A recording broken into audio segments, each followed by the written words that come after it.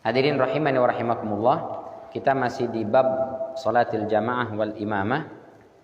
Di pertemuan yang lalu kita sudah membacakan hadis tentang kriteria siapa yang berhak menjadi imam. Kita baca lagi, bismillahirrahmanirrahim. An Abi Mas'ud radhiyallahu anhu qala. Dari Abu Mas'ud, semoga Allah meridhoinya, telah berkata, qala Rasulullah sallallahu alaihi wasallam, ya ummul qauma aqra'uhum li kitabillah. Hendaklah yang menjadi imam itu adalah aqra'uhum li kitabillah, yang paling banyak bacanya terhadap Al-Qur'an. Nah, di sini kita sampaikan kemarin, kalau aqra'uhum li kitabillah zaman dulu itu adalah a'lamuhum wa afqahuhum wa afhamuhum li kitabillah. Yang hafalannya banyak, yang dia mengerti dan dia paham terhadap Al-Qur'an. Karena para sahabat itu mereka tidak menghafal ayat Al-Quran kecuali sudah dipahami maknanya. Mereka ada yang 5 ayat seperti Umar bin Khattab. 5 ayat itu dia hafal, belum pindah ke ayat berikutnya sampai ayat itu dipahami dan diamalkan.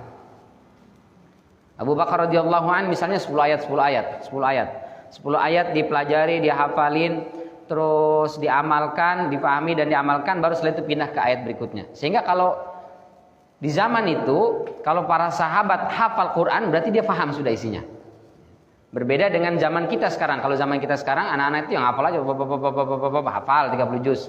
Ngerti atau enggak, belakangan, penting hafal aja dulu. Maka terjadi pergeseran. Di zaman itu, aqra'uhum maknanya adalah yang paling mengerti terhadap Al-Quran. Di zaman sekarang, pokoknya yang paling banyak hafalannya. Meskipun dia tidak paham atau tidak mengerti tentang apa yang dia baca. Dan itu boleh. Itu kata para ulama. Jadi ada yang hafalannya cuma juz 30. Sementara ini ada yang hafalannya 30 juz. Tapi yang 30 juz ini dia nggak paham. Tapi bacanya benar. Tahsin, tajwidnya fasih. Sementara ini yang hafal juz 30 dia hafal dan dia paham, dia mengerti isinya. Maka mana yang didahulukan jadi imam? Yang hafalannya 30 juz gitu.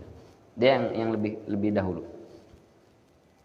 Fa in kanu fil qiraati sawa, kalau mereka semua dalam hal hafalan Quran sama, maka fa'alamuhum bisunnah. Yang jadi imam adalah yang paling mengerti tentang sunnah. Sunnah di sini yang dimaksud adalah sunnah yang berkaitan dengan fikih salat gitu. Bukan sunnah yang berkaitan dengan hal yang lain, tapi tentang salat. Dia ngerti takbiratul ihram itu seperti apa, bagaimana sunnahnya, i'tidal, ruku, sujud, tumakninah seperti apa. Dia ngerti, itu jadi imam. Itu maksudnya. Meskipun dia nggak menguasai fikih yang lain, dia nggak mengerti sunnah-sunnah yang lain, tapi untuk sholat, dia harus paham. Fa in kanu fi sunnati sawa, kalau dalam hal pemahaman terhadap sunnah sama, fa aqdamuhum hijratan, maka yang lebih dulu hijrah. Nah, itu di zaman sahabat. Kalau sekarang udah nggak ada lagi hijrah, bermakna pindah dari Mekah ke Madinah. Fa in kanu fil hijrati sawa, kalau mereka sama dalam hal hijrah, fa aqdamuhum silman, maka yang lebih dulu masuk Islam. Dalam riwayat yang lain, fa aqdamuhum sinnan, yang lebih tua. Nah, baru senioritas maju nih. Siapa yang lebih dulu masuk Islamnya atau lebih dulu berada dalam kondisi muslim, dia lebih dulu.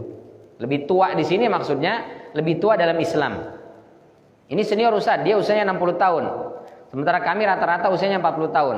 Tapi yang 60 tahun baru masuk Islam kemarin, beberapa tahun atau mungkin 10 tahun yang lalu, maka tetap usianya muda hitungannya. Wala ya ummanna ar-rajulu ar-rajula fi sultanihi. Tidak boleh seseorang menjadi imam di wilayah kekuasaan seseorang.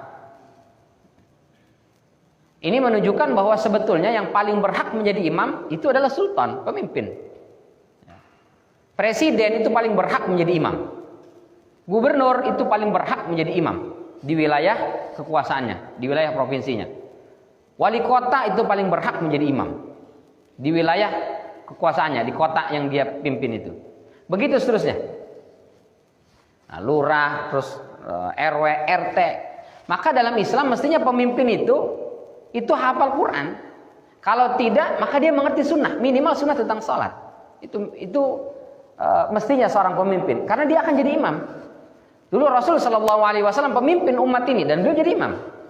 Beliau meninggal digantikan Abu Bakar. Abu Bakar menjadi khalifah. Abu Bakar jadi imam salat. Abu Bakar meninggal digantikan Umar. Umar dia mengimami salat. Begitu seterusnya. Jadi mestinya dalam Islam itu pemimpin itu yang mengerti tentang salat dan dia jadi imam. Itu idealnya. Maka mestinya ada training calon kepemimpinan itu selain dikasih pengetahuan tentang hukum tata negara, dia harus dicecar tentang pengetahuan tentang sholatnya. Jadi imam itu dia bisa. Jangan baca Al-Fatihah aja gagap gugup, nggak bener ya, kacau. Itu idealnya.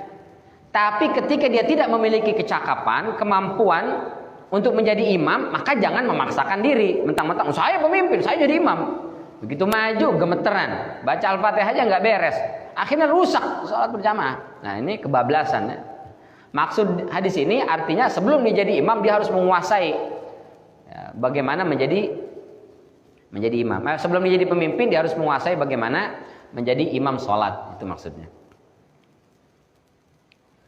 Wala yaquda fi baitihi ala takrimatihi illa bi izni.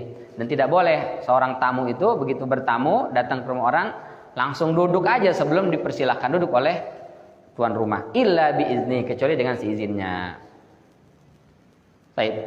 Hadis ini diriwayatkan oleh Imam Muslim dalam riwayat Ibnu Majah dari jalur hadis Jabir bin Abdullah radhiyallahu anhu ada tambahan wala ya ummanna imra'atun rajulan wala a'rabiyyun muhajiran wala fajirun mu'minan wa isnaduhu wahin. Tapi sanadnya dalam riwayat Ibnu Majah ini itu terdapat kelemahan karena ada Abdullah bin Muhammad Al-Adawi. Ini tergolong lemah periwayatannya. Tambahannya tidak boleh seorang wanita mengimami laki-laki. Tentang imamah seorang wanita atau menjadi imamnya seorang wanita, kalau makmumnya ada laki-laki, maka semua ulama sepakat la tasihhu salatu, enggak sah salatnya. Jumhur ulama sepakat. Waktu itu ada siapa tuh? Yang jadi imam perempuan itu, jamaahnya campur laki perempuan. Begitu dalam satu saf lagi. Wah, ini udah kacau luar biasa ya. Satu saf laki-laki perempuan, laki-laki perempuan. Perempuannya nggak pakai hijab lagi. Waduh, udah kacau balau itu. Itu merusak sekali. Dia ada orang-orang yang ingin merusak agama kita ini dari luar, ada yang dari dalam. Wah, itu udah luar biasa, masya Allah. Tapi Allah akan menghadirkan orang-orang yang selalu membela agamanya ini sampai hari kiamat, insya Allah. Dan mudah-mudahan kita bagian itu. Wala ya ummanna imra'atun rajulan, tidak boleh seorang wanita menjadi imam untuk laki-laki. Makmumnya ada laki-laki. Semua ulama sepakat tidak sah. Kecuali laki-lakinya itu belum mumayyiz dan belum baligh. Bocah 2 tahun, setahun, 3 tahun, 5 tahun. Nah, itu jadi makmum, ibunya yang menjadi imam. Nah, ini sebagian ulama membolehkan. Tapi kalau dia sudah mumayyiz itu artinya dia sudah bisa membedakan mana beneran, mana bercanda gitu. Maka dia yang jadi imam anak itu. Meskipun usianya baru 6 tahun. Tapi anak ini sudah mumayyiz, dia yang masih jadi imam. Ibunya jadi makmum. Kecuali dia belum mumayyiz. Lagi takbir Allahu Akbar, baca Al-Fatihah, habis baca Al-Fatihah, baca yang lain, habis itu lari dia pergi ke sana, pergi ke sini. Ah, itu belum mumayyiz namanya. Dia belum bisa membedakan mana serius, mana bercanda. Nah, itu nggak boleh. Jadi maka dia perempuan boleh mengimami. Baik. Lalu yang kedua, kalau jamaahnya perempuan semua, ini khilaf di antara ulama.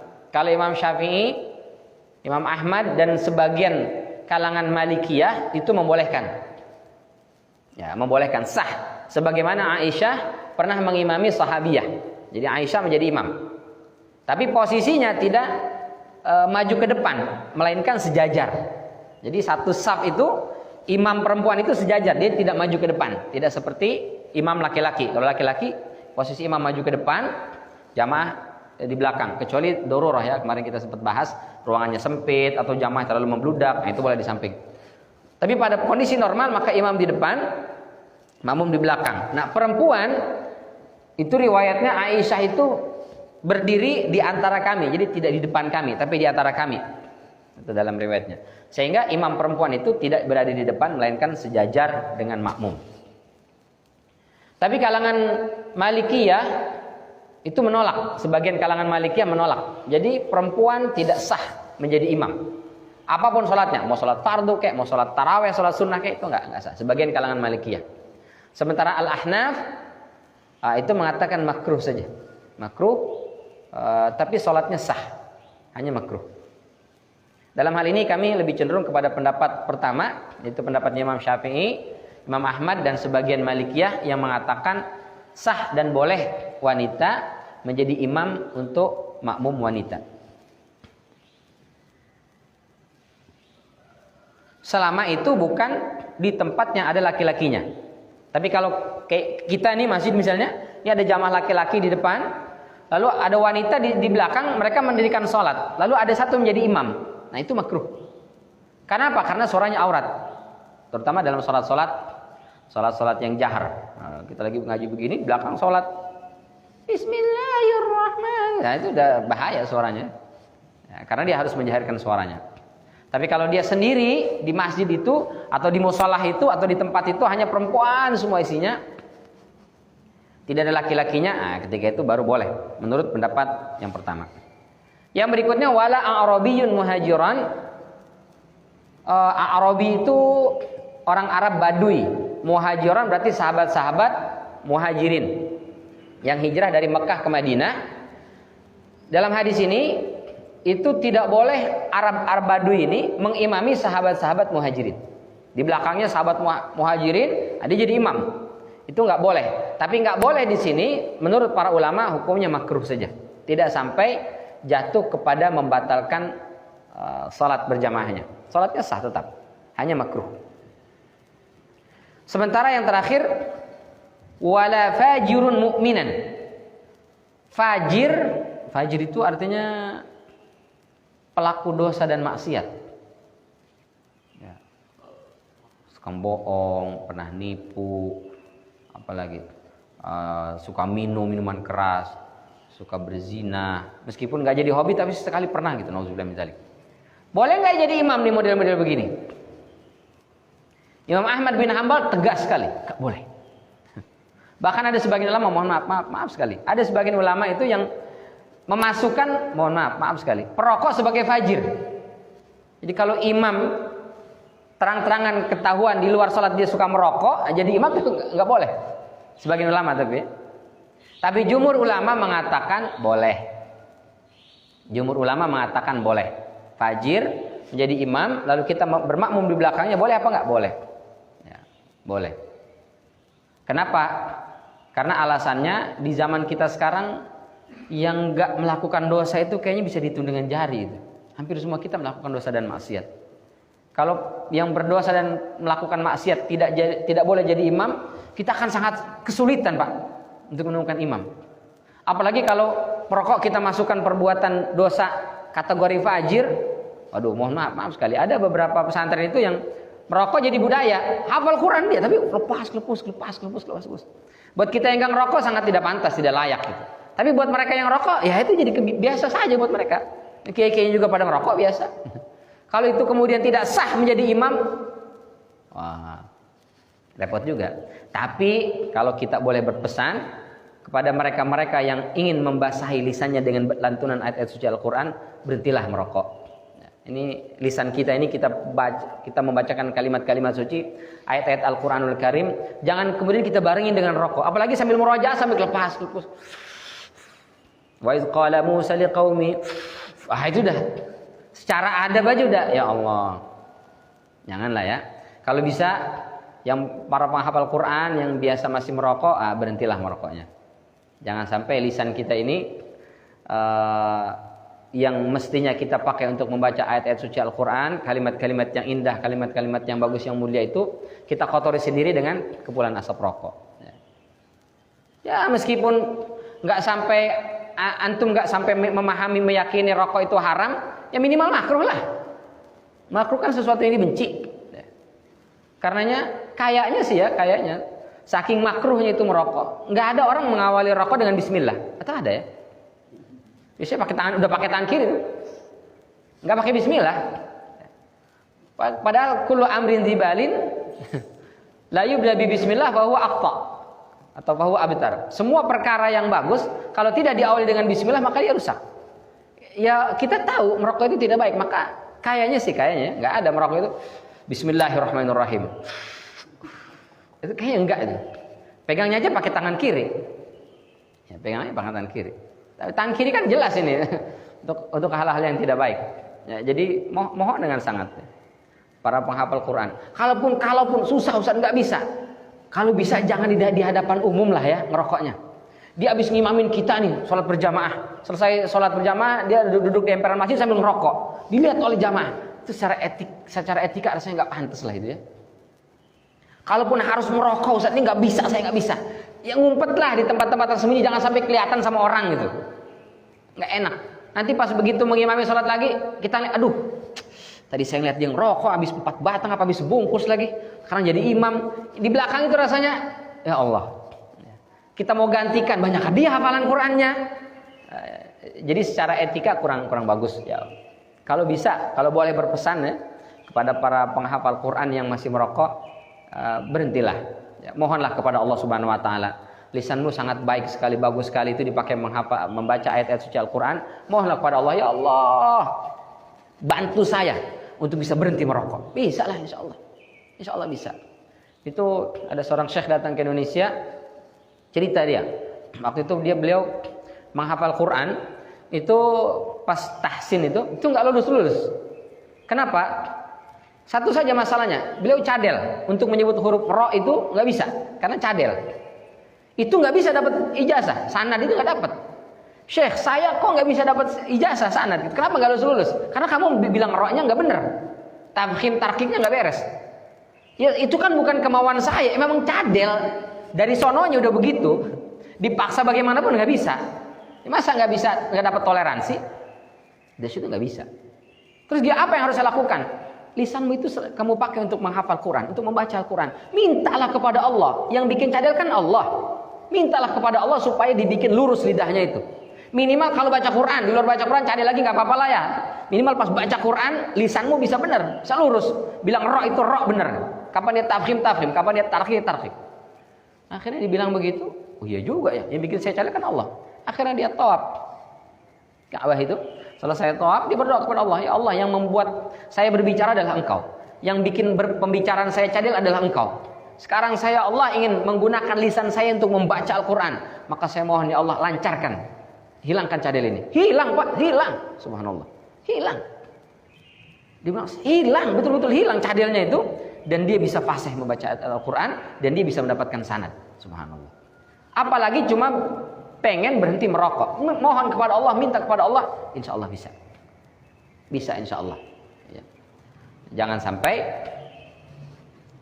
ayat suci Al-Quran itu terkotori dengan kepulan asap rokok yang ada di mulut kita. Nah, itu barangkali berkaitan dengan imam, kriteria dan syarat-syarat menjadi imam. Siapa saja boleh jadi imam, betul, selama dia memenuhi kriteria ini. Kalau dia saya pengen jadi imam, ya penuhilah kriteria ini. Ya, jangan baca Quran aja nggak bener, tapi dia pengen jadi imam. Ada sebuah masjid itu di dekat Senayan itu. Ini dia karena mengedepankan senioritas, dia kebetulan anggota dewan. Jadi pokoknya kalau ada dia, mesti dia jadi imam. Bacaan jangankan Al-Quran, Fatihah aja berantakan, nggak bener. Subhanallah. Tapi dia mesti jadi imam, yang lain nggak boleh jadi imam. Sampai itu, jadi kalau azan dia azan, selesai azan dia sholat sunnah qobliyahnya di posisi imam, duduk di situ nungguin qomat. Jadi orang nggak bisa maju Pak, orang dia duduk di situ udah dikuasain itu, dipantengin betul sama dia. Jadi yang lain nggak boleh jadi imam. Sampai ada di situ yang hafal Quran, yang bacanya bagus. Ya kebetulan ada rumah tahsin juga dekat situ. Gitu. Tapi ya gimana kita? Nggak mungkin kita seret. Tapi kita saja nggak mungkin. Karena sudah mendominasi. Banyak yang nasihatin, banyak yang ngingetin, juga tetap kekeh. Bahkan ada yang bilang, nggak apa-apa Pak, Bapak jadi imam silahkan. Nih nggak jauh nih, ada sekitar 200 meter ada rumah tahsin. Ya datang aja ke sana, biar bacanya dibenerin gitu. Tetap juga nggak pernah nongol gitu. Nah ini sudah keras kepala, udah ngeri dah kalau level gitu ya. Jadi siapa saja boleh jadi imam selama dia memenuhi kriteria dan syarat-syaratnya, supaya sholat berjamaah kita itu menjadi sah dan juga sempurna insya Allah.